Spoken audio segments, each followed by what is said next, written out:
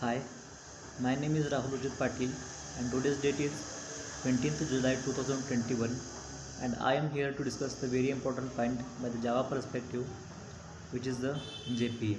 So we will discuss the deeply the what is JPA and how we use it and implement it in our Java programming to connect the different technologies in our Java. So before going to the JPA, we will discuss some general information. So as we are working in the IT industry, as the name indicates, information technology, we are working with the information, or we can say that we are working with the important data, uh, and we are manipulate the data.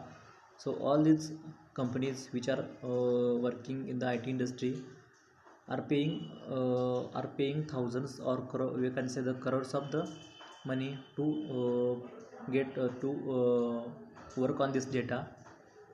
So there is something important in this data, so that's why we are all are working with the technologies to manipulate this data, or we can say the privacy or security to this data. So data is the most important factor in the case of the IT industry.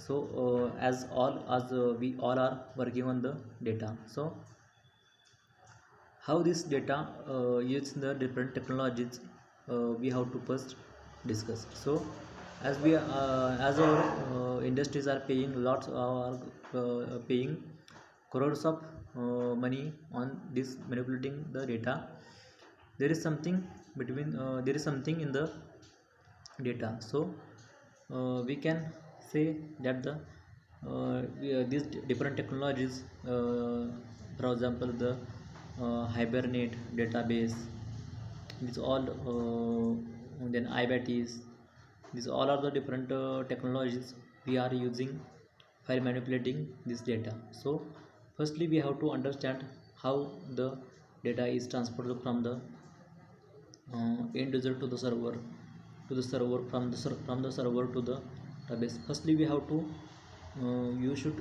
we should know how this data uh, transfers from the one technology to the another technology, and how the JPA comes in the picture. So firstly we have to understand how the data transfers from the one technology to the another technology.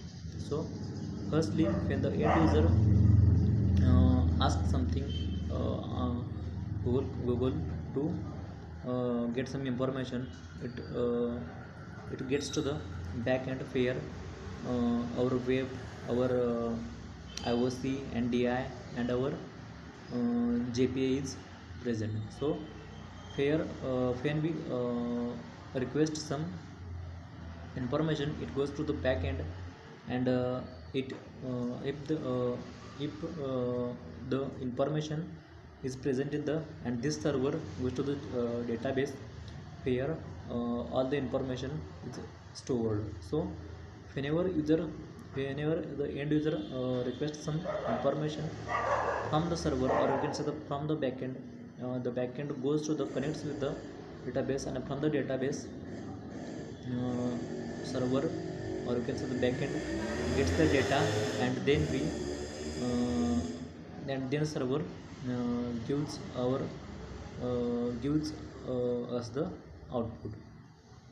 Then we get the our requested information. So this is the way where the end user asks to server collects the information from the database, and then server sends that information to us. So this is the way. So we will not discuss about the between the end user and the um, server. Now we have to discuss about the server and the database. So how this database works. So database works on the tabular form.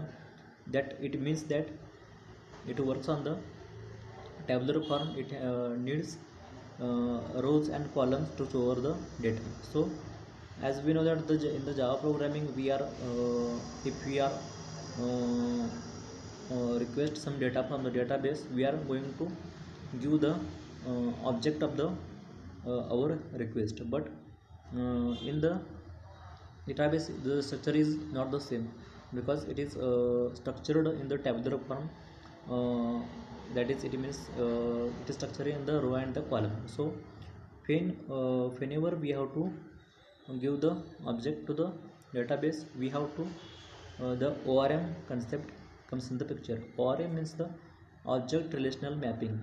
So whenever the we request some data from the database, our object name and table name gets mapped, and our the object properties and the our column information are gets mapped. So in this way our request is gets worked. So to perform this ORM operation, there are different technologies comes in the picture, like the Hibernate, iBatis, and Toplink. These are some technologies which are used to connect with the database. But if you use one of these technologies, uh, suppose we use iBatis or we use Hibernate, and we build our project on the basis of the Hibernate or the iBatis. But when 2-3 years goes and we feel that the Hibernate is now old, and we are getting some more features in the iBatis, then we want to shift the our project from the Hibernate to iBatis. But it's not that the easy as we are thinking to shift our project from the Hibernate to iBatis, because uh, shifting up our project from the one technology to another technology, it means that we are creating another project. So it's not the easy um, easy process. So here the JPA comes in the picture. So Java creates the JPA, Java Persistence API. So it means that JPA is just the specification. So if you are saying that the JPA, we build our project on the basis on of JPA, it doesn't mean that it only builds on the JPA. Of course, Hibernate or iBatis is there.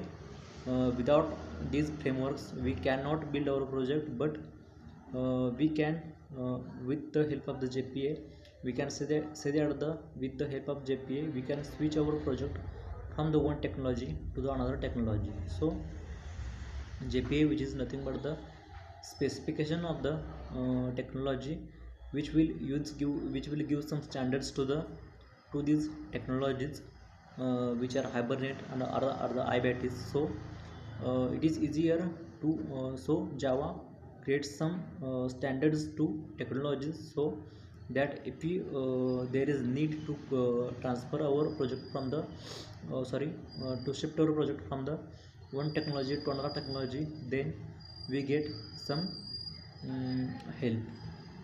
So this is the role of the JPA. So we if the previous problem is was that we cannot we can project shift our project from the one technology to another technology, but shifting up one project from the another project shifting up our project from the one technology to another technology without JPA means that we are creating our project from the beginning, which takes the same time that we are taking building our project. So JPA helps a lot, which makes some standards to these technologies, so that we can shift from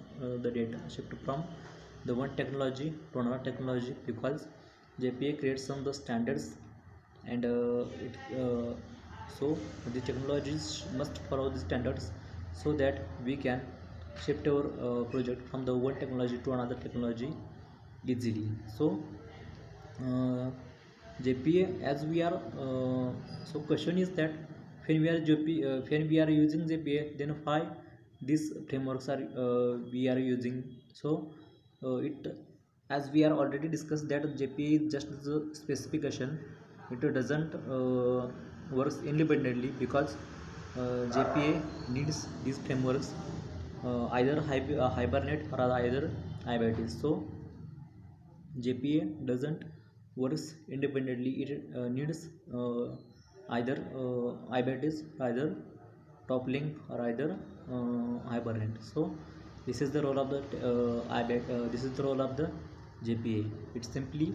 To uh, it simply helps us to transfer to shift our project from the one technology to the another technology. This is all about the JPA. Thank you.